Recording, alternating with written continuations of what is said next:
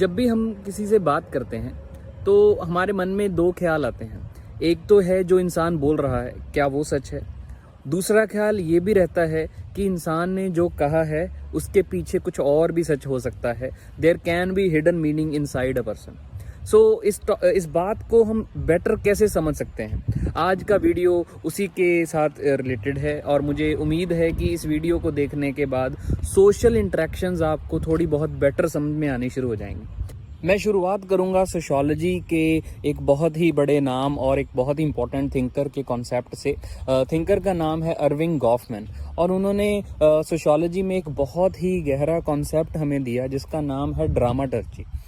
इस कॉन्सेप्ट के अंदर उन्होंने थिएटर को या ड्रामा को एक मेटाफर की तरह लिया और समझाया कि जिस तरीके से लोग ड्रामा में परफॉर्म करते हैं वैसे ही सोशल इंटरेक्शंस में हर कोई रोल पर प्ले करता है और एक परफॉर्मेंस देता है।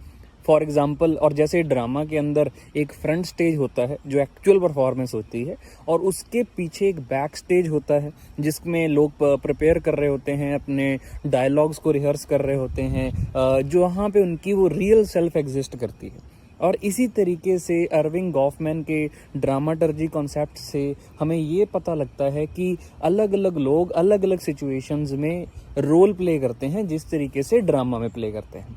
और लोगों के भी फ्रंट स्टेज और बैक स्टेज अपीयरेंस एग्जिस्ट करती हैं। फॉर एग्जांपल, आप लोग इंटरव्यू की तैयारी कर रहे हो मान लो, तो इंटरव्यू के अंदर जो एक्चुअल प्रेपरेशन है वो बैक स्टेज है, जो आप घर में रिहर्स कर रहे हो, इमेजिन कर रहे हो कि क्या क्वेश्चंस होंगे, एंटीसिपेट करके आंसर्स प्रिपेयर कर रहे हो। ये सारी चीज़ें बैक स्टेज हैं। आपकी नर्वसनेस है वहाँ पे, सब कुछ है। लेकिन आपकी परफॉर्मेंस होगी जब रियल इंटरव्यू होगा जिसमें आप एक तरीके की जो प्रेजेंटेशन है प्रोवाइड करोगे और that is what you want audience to accept, या इंटरव्यू को आप दिखाना चाहते हो कि ये ही सच है।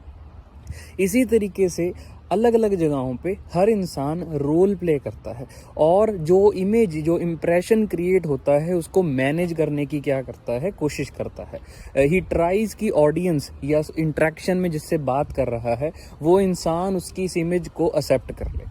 अब इससे एक दुविधा पैदा होती है। दुविधा ये है कि जब आप किसी से इंटरेक्ट कर रहे हो विच मीन्स कि वो इंसान एक इम्प्रेशन आपके ऊपर आपको दे रहा है और वो चाहता है कि आप उस इम्प्रेशन को मान लो, लेकिन that is not the true self. वो से एक परफॉर्मेंस है, वो एक काइंड ऑफ धोखा है जो आपको दिया जा रहा है। अगर आप लोगों के वर्ड्स को, उनकी प्रेजेंटेड इमेज को ही सच मान लोगे तो आप सोशल इंटरेक्शंस को कभी भी गहराई से समझ नहीं पाओगे।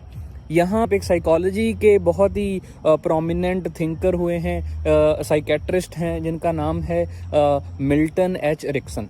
मिल्टन एरिक्सन जी की बातों से हमें ये समझ में लगता है कि कैसे आप लोगों के रियल फीलिंग्स को, लोगों के रियल मीनिंग्स को पकड़ सकते हो अगर आप एक नई लैंग्वेज सीख जाओ। What do I mean by new language? The language of the body language जिसको हम कहते हैं। अब इसका मतलब क्या है?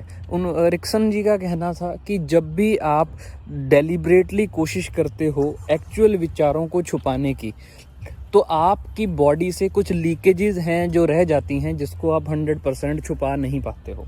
फॉर एग्जाम्पल, और उन्होंने बहुत सारी गहरी रिसर्च की वर्क के अंदर कि कैसे लोगों के अलग अलग बॉडी लैंग्वेजेस, बॉडी साइंस अलग अलग चीज़ों को डिपिक्ट करते हैं या उनकी रियल फीलिंग्स को व्यक्त करते हैं। फॉर एग्जाम्पल, जब भी आप किसी से बात करते हो, अगर बात करते दौरान किसी ने आर्म्स अपने क्लोज रखे हुए हैं, दैट मीन्स, और क्रॉस आर्म्ड वो इंसान खड़ा है बात करते समय, तो आप वर्ड्स जो मर्जी हों आप उससे एक अंदाज़ा लगा सकते हो कि वो इंसान एक बैरियर क्रिएट कर रहा है। He is not doing it deliberately, चाहे वो आपकी बात को सुन के नॉड ही कर रहा हो, लेकिन उसकी बॉडी जो सिग्नल दे रही है वो ये है कि वो आपकी इन्फ्लुएंस को, आपकी बातों को अपने ऊपर इन्फ्लुएंस नहीं होने देना चाहते। इससे आपको क्या पता लगता है? That person is creating resistance, that person is creating barrier for you to influence him. और बहुत सारी चीज़ें हैं। कुछ लोग बात करते दौरान देखेंगे कि वो अपनी नेक को टच कर रहे हैं, या नेक टचिंग का मतलब क्या है? तो इंसान अपने आप को, this is a sensitive area of a human body. तो अगर कोई इंसान बात करते वक्त बहुत ज़्यादा नेक को टच कर रहा है, दैट मीन्स वो अपने आप को सूद कर रहा है, ही इज़ ट्राइंग टू काम हिमसेल्फ डाउन। और वो क्यों कर रहा है? क्योंकि वो नर्वस है या एंग्शियस। सिमिलरली अगर कोई इंसान बात करते दौरान अपने जो पाम्स हैं वो ओपन रख रहा है, खुले रख रहा है, दैट मीन्स वो आपकी बातों को पॉजिटिव नोट में ले रहा है and he is getting more into your thoughts.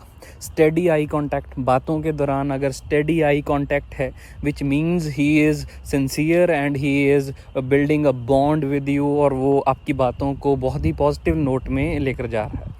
Similarly बहुत सारी और बॉडी लैंग्वेज के क्यूज़ हैं, जैसे इंसान कोई बात करते वक्त अपने चिन को टच कर रहा है या नोज़ को टच कर रहा है, देन इट मीन्स कि वो बहुत ज़्यादा कंटेम्पलेट कर रहा है, थिंक कर रहा है जो भी आप कह रहे हो। देन देर आर स्माइल्स के ऊपर उन्होंने बहुत ज़्यादा काम किया कि एक्चुअल स्माइल में हमेशा आई के अराउंड जो मसल्स हैं वो स्ट्रेच होते हैं।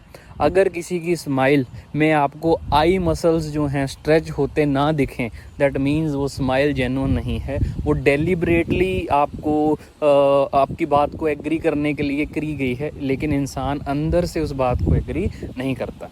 सो these are all the things that showcase कि इंसान जो प्रेजेंटेशन दे रहा है, इंसान जो इमेज आपके सामने रख रहा है वो सच नहीं है, और उसकी बॉडी से ये सारे सिग्नल्स जो हैं लीक आउट कर रहे हैं which are his true feelings about you और the interaction you are doing. मुझे उम्मीद है कि अगली बार आप जब भी किसी से इंटरेक्ट करोगे तो आप इन छोटे छोटे बॉडी सिग्नल से, बॉडी क्यूज़ से उस इंसान के बारे में, उस सिचुएशन के बारे में और उस इंट्रैक्शन के बारे में ज़्यादा गहराई से चीज़ों को समझ पाओगे। I hope you like the concept of today. This is all from my self. अगली बार के लिए कुछ नए इंटरेस्टिंग टॉपिक से मैं आपके सामने हाज़िर होऊंगा। Thank you.